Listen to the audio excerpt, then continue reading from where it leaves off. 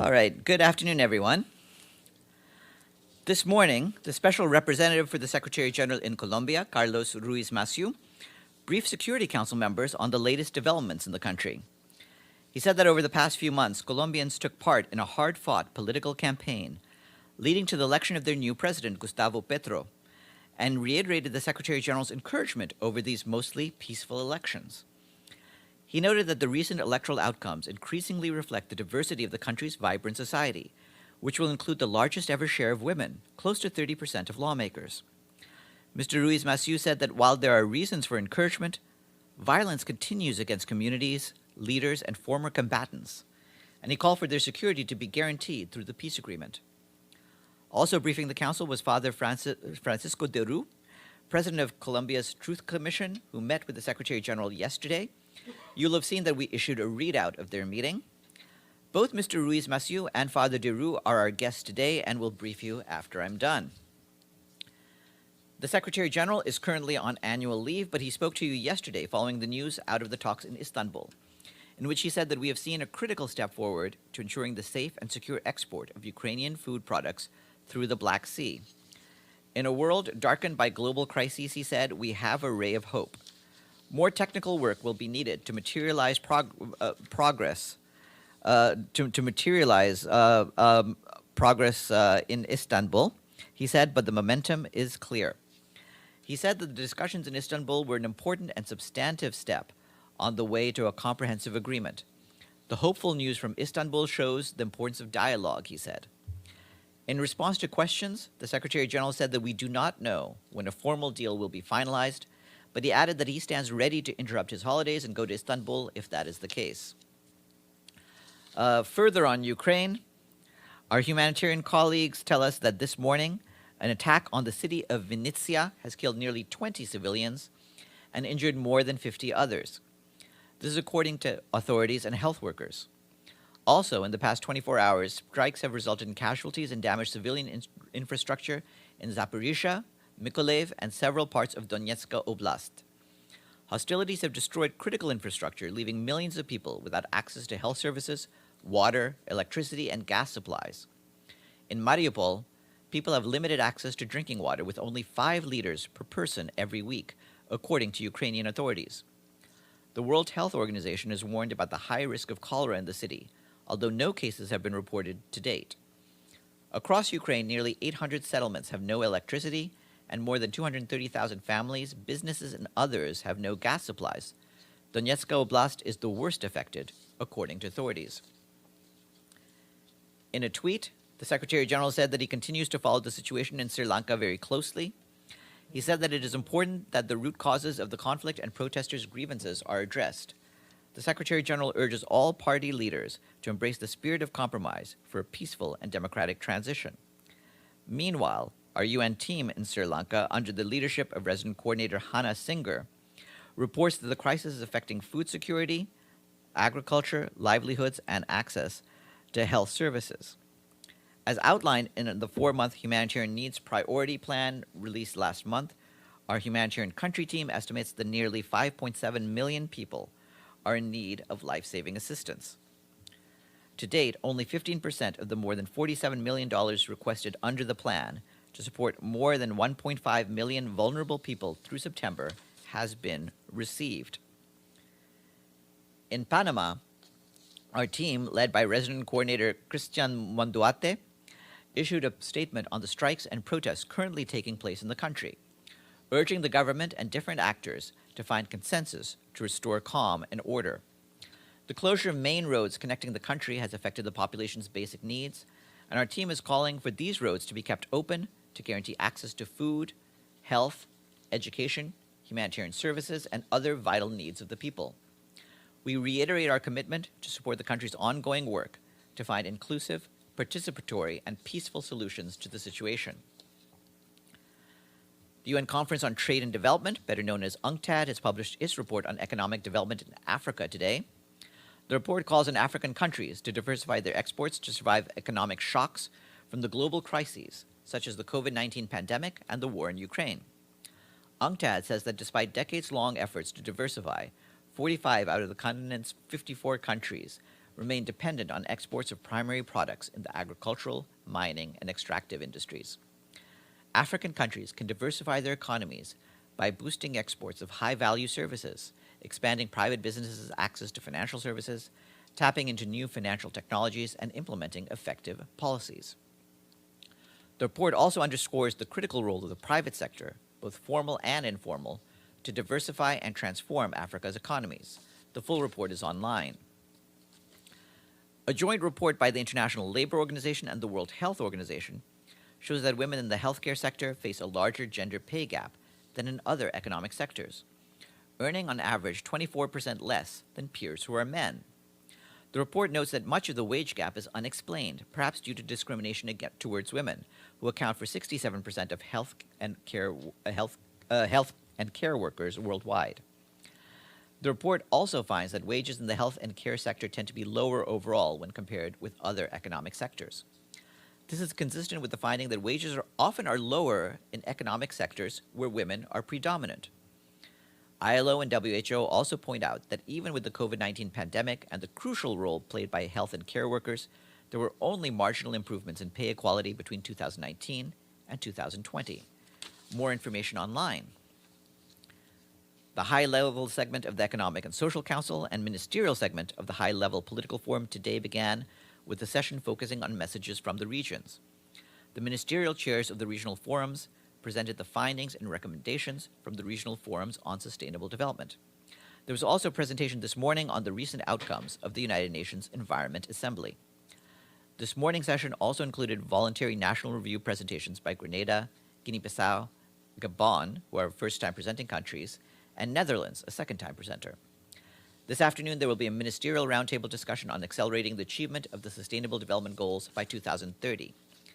And last, we would like to say thank you to our friends in Zimbabwe for their payment to the regular budget.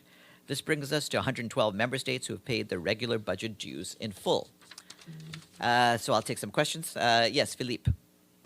Thank you, Farhan. Mali decided to stop rotation from MINUSMA troops. What is your reaction?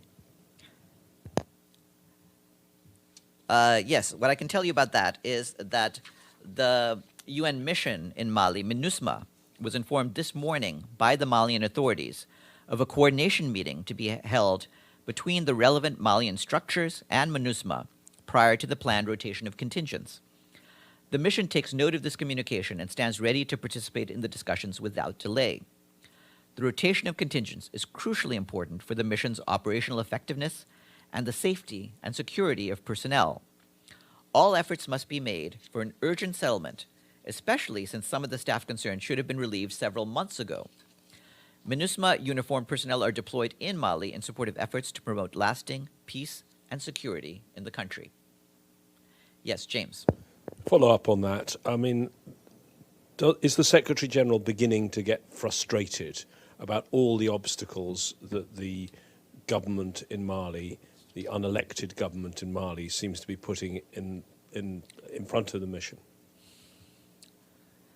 The Secretary General is not one to get frustrated as he deals with world leaders. What he is trying to do is to get a transition going in Mali, and we have been discussing this with the government. In fact, the Secretary General spoke by phone with Colonel Goita on Wednesday, and we'll continue with our efforts to work with the Malian authorities to provide what is needed, including the security that's needed for elections and for an effective transition. And obviously, there are certain things that are not as easy, and we're trying to work those out. If I can have one more and move north from Mali to Libya, the National Oil Company of Libya seems to be very turbulent, the situation there, with one chief being removed, another one taking his place, and clearly that is the main funding for the country. How concerned is the UN? Well, Stephanie Williams, our personal envoy, the personal envoy of the Secretary General, has been dealing with the parties and trying to work with them. I think from her perspective, what is important is that Libya has stable, unified institutions, including the National Oil Corporation, and we're trying to work with them to obtain the necessary agreements for that. Yes, Edie. A follow-up on that. This is an event that's happened in the last 24 hours where the East-based government insisted in inserting its chosen candidate into the leadership of the national oil company, and the current head has refused to resign, and there apparently is some very serious confrontation going on there. Has Stephanie Williams been in touch? Has the UN in any way been trying to resolve this situation? Well, she's been in touch with the parties more generally and trying to work out issues. Regarding this particular dispute, what I want everyone to bear in mind is that we support the unity, integrity, and independence of the National Oil Corporation, and we want all of the parties to refrain from politicizing this institution. You have to remember that the oil of Libya belongs to all of the Libyan people, and it shouldn't be used for political gain by any one group or another. And so along those lines, we would want all parties to avoid incendiary rhetoric and any provocative acts so that we can continue on the path towards security and stability. And a second question on Sri Lanka. It's been announced quite recently that President Rajapaksa has submitted his resignation. Does the Secretary General have any comment on that and the impact of his resignation? Well, we're monitoring the events. Obviously, we were aware that something like that was imminent. I read out before you'd entered, but it bears repeating that the Secretary General last night tweeted that he continues to follow the situation in Sri Lanka very closely. It's important that the root causes of the conflict and protesters' grievances are addressed, and the Secretary General urges all party leaders to embrace the spirit of compromise for a peaceful and democratic transition. Yes, James. What contact at what level has the UN had with the authorities in Sri Lanka? Who is leading on the ground for the UN in Sri Lanka, and what's the UN presence in Sri Lanka currently? Well, we have a UN team that's led by Hannah Singer, and she's been in touch as best as she can with authorities. As you know, the situation on the ground is very fluid, so it's hard to tell who is the senior-most person. Well, it currently seems to be the Prime Minister is the acting president. Has she been in touch with him? I'm not aware whether we have any contacts with Prime Minister Vikramasinghe. We are aware of the actions, and as you know, both at the Secretary General's level and at the level of the country team, we have been calling on the basic need for respect for human rights, the rule of law, and democratic principles, and this is what we've been saying throughout. And if that is it for questions, I will go to our guests. I have an online question. Oh, Farhan, I have a question. sure, We have questions. sure. Go ahead. Farhan, Yes.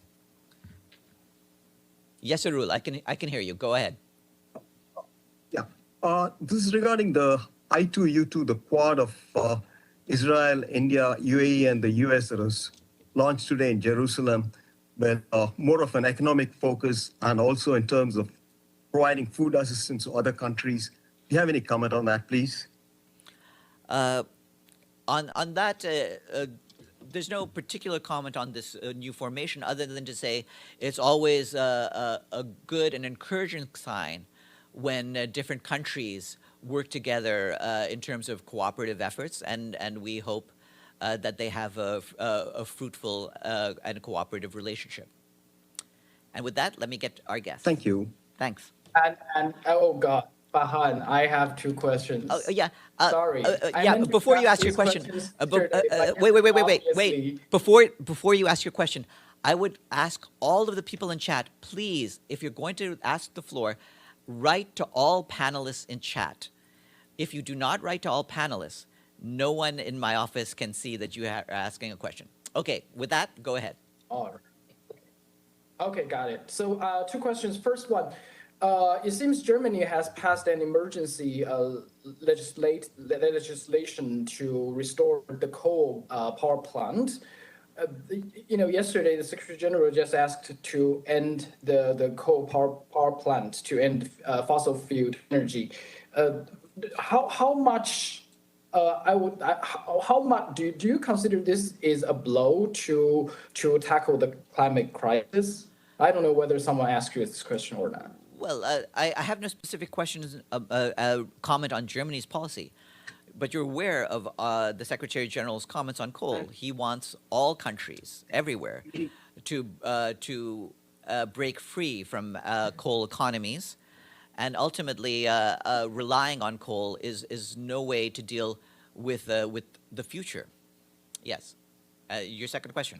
And my second question is, the Trump administration's security advisor, John Bolton, on Sunday, he said he helped planning coups over other countries. As the former ambassador of the United States to the United Nations, do you think UN should condemn this kind of behavior?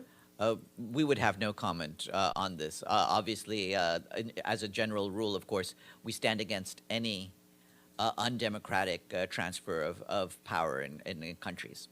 Okay. Including coups? Yes, of course. Okay, thanks. We'll go to our guests.